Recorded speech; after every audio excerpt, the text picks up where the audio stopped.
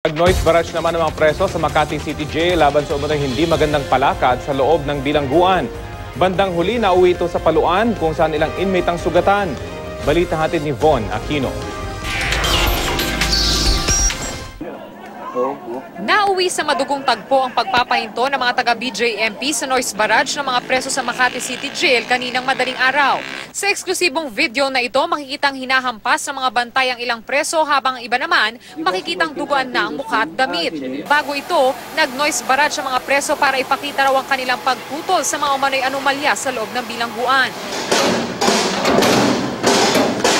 Ang preso nakatawag pa sa kanyang asawa mula sa loob ng kulungan.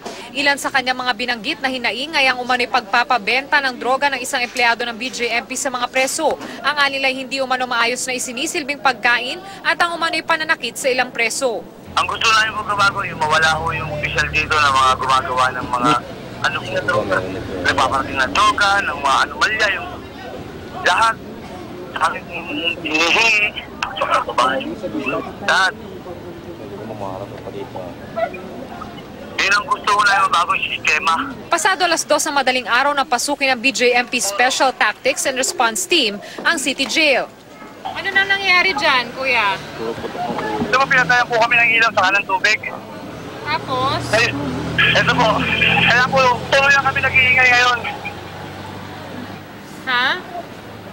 Kailangan po namin makausap si Mayor. Si Mayor lang po ang makakatulong sa amin. Makalipas ang isang oras, ilang miyembro naman ng Makati Police ang pumasok sa loob ng City Jail. Alas 3 na madaling araw na magkaroon ng katahimikan sa loob ng bilangguan. Pero makalipas ang higit 30 minuto, muling nag-ingay ang mga preso. Dalawang fire truck ang dumating at naglatag ng mga hose papasok sa gate ng City Jail. Binomba ng tubig ang mga preso. Sa sobrang nerbiyos ng asawa ng preso, hindi na nito napigilang magwala sa tapat ng gate ng City Jail. Mag-aalas 6 na ng umaga nang tapusin ng mga bumbero ang pagbomba ng tubig sa loob ng bilangguan.